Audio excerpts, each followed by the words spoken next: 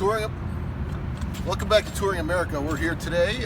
We're about 60 miles south of Indianapolis, heading home from our trip, and came out for the morning. And our buddy Neva's got a screw in his tires, so we're just kind of unloading his bike, taking some of the weight off, and we're going to try to extricate the screw and do a plug here. This is one of the reasons, if you remember when I went over my must-have things to bring on your kit, I talked about having a tire plug kit.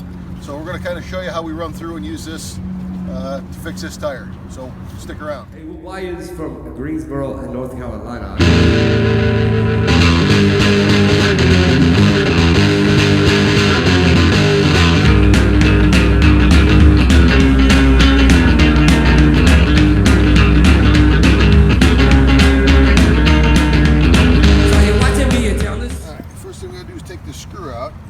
Not wanting to back out easily, so I'm going to pull it out with my pliers here. Looks like it's bent. Oh, there it goes. There we go. Right. We're going to come in here with our reamer.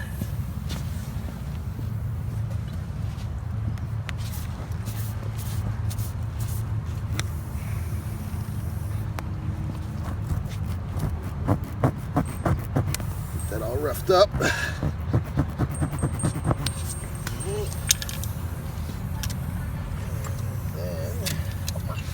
This is the critical part of this whole operation here, is getting the plug into the tool correctly. And I like to do it about a third of the way up.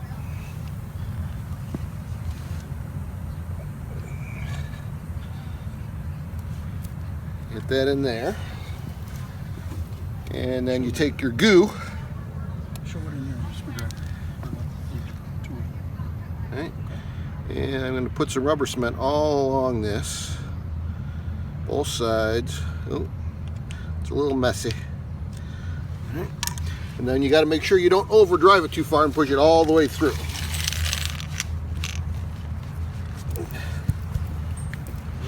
And that might need to be reamed a little bit bigger. Oh, there it goes. It's going. There it goes.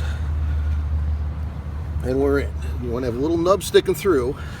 Then the trick is getting the tool out without pulling the plug out. And there we go.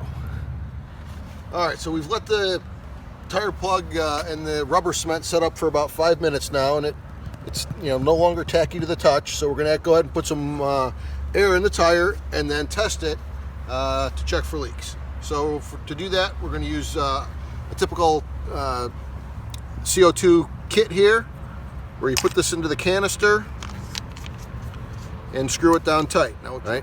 So I've got that on there loose. Now I'm going to screw it on. Why don't you go and roll the bike back just a little bit, Neva? I'll tell you when. A little more, a little more, a little more. Good. And we'll take that off. Probably easier from the other side. Right? And then we're going to thread that on there. It's going to hopefully be nice and tight. Well, I want to make sure this is nice and tight on here, otherwise the air is going to escape out the sides. Right, and then I'm going to tighten up the tube. Right, and then when I push the nozzle, it should fill the tire. There it goes. And for a typical motorcycle tire, one tube is not going to be enough. But for our purposes right now, we're going to leave it at that, because really we're just checking to see if there is a leak. All right, so we've put one canister of air in, and I'm just going to take the soapy water and put it all around the plug. And if it's bubbling, I'll know that we don't have a good seal. But I don't see any there. All right? So I'm going to go ahead and put another canister of air in, and then when we think we're close, we'll check the tire pressure to make sure that it's what we want it at, and then we'll check for leaks one more time when it's at full pressure, and we'll come back right to you with that. All right, so one thing that just came up in our discussion here with the testing is, if you're on the side of the road and you get a flat, how am I going to check to make sure that I have a good seal? I'm not at a hotel, it's got a bathroom and soap. This is why you should always travel with a bottle of travel shampoo, or at least a bar of hand soap. You could even use hand soap and a little bit of bottled water mixed up to do this test. So you use what you've got. The idea is you want to have something that creates some suds when you blow air through it, just like you're blowing bubbles when you were a kid, right? So travel with something along in your kit that you can use for that exact purpose. All right, so we're here. We're going to put in our second canister of air, and depending on which CO2 filler kit that you get, some of them, as soon as I tighten this back section, which is the canister holder, and you heard it start to leak air right there when I did it, it punctured it.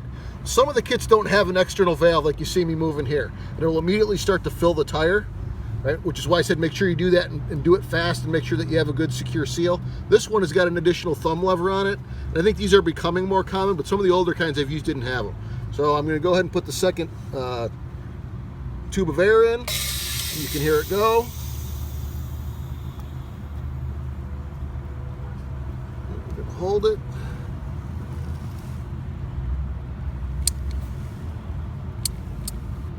Okay, that's that. And there's always a little bit left at the end. And you notice that they get really cold.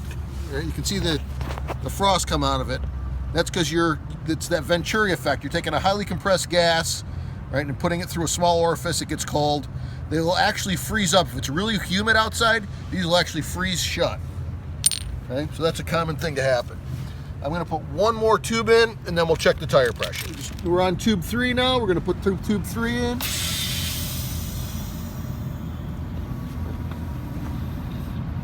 And what starts to happen is as you get more pressure in the tire, you're going to get actually less difference out of each additional tube of air.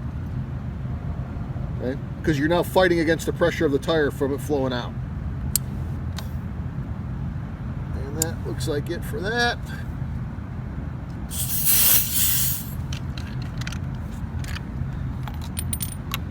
And now I'm going to take this off, and we're just going to check the pressure.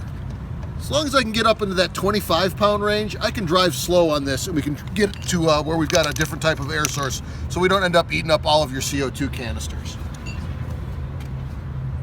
And I had my tire pressure gauge out here. What did I do with it? Here it is. All right, so we're going to take a pressure reading. And I'm only at about 12 or 15 psi here. So I'm going to put in one more tube because I don't want to roll around and have this bead come off on me. All right, here we go. We're putting in CO2 tube 4.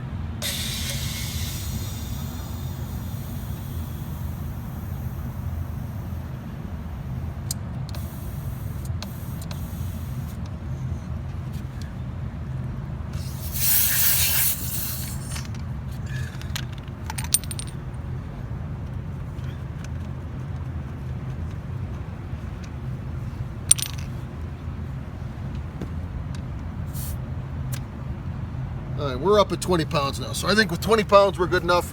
We'll roll this over to the gas station here. It's not that far away, and fill it up with the regular pump.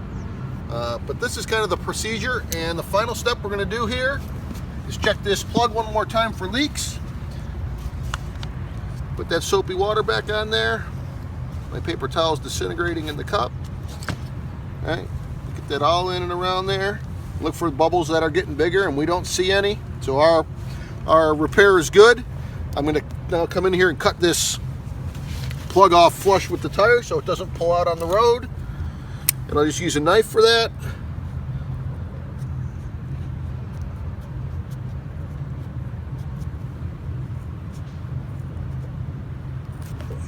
Right. And we'll go from there. Next stop, gas station. We didn't shoot any video when we were at the gas station. Kind of in a hurry to get going, and you know, all that good stuff when you're on a trip. It was the last day, and we're kind of anxious to get home at that point, so we just forgot to shoot the video. So what I'm here to tell you is just a couple things kind of about what happened. We drove home the rest of the trip after filling up at the gas station back to, I think it was 42 or 44 psi in that tire, and didn't have any issues with it. It held air the whole time, and I know Indiba was really nervous about it. He was going to swap out that tire right away, but I know people who've ridden on plugs for 10,000 miles. So it's just kind of what you're comfortable with.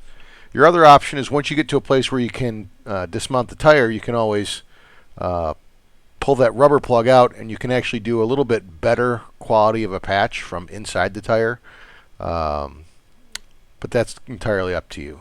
So you have kind of three options. You can keep riding on the plug, you can put a patch on the interior of the tire, or just replace it altogether. This patch whole system here was for a tubeless tire. If you've got an inner tube on your tire, you really can't do it with the tire on. You'll have to take it off and do that, and that's a whole different patch kit. But this was actually a real event. That's just always why you carry those tools. I said I ended up using screwdrivers and pliers, and tire pressure gauge and knives and all that good stuff. So it's nice to have that stuff with you, at least somebody in your group, so that you've got a set of tools to work with when you're on the trip. If you haven't already, make sure that you subscribe. I'll put the link right up on the top here.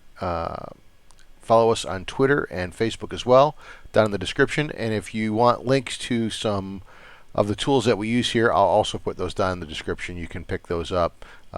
Tire pressure gauges and tire repair kits and some tools I'll put down there as well. So thanks for subscribing, and stick around. Down the street, will you take me to get some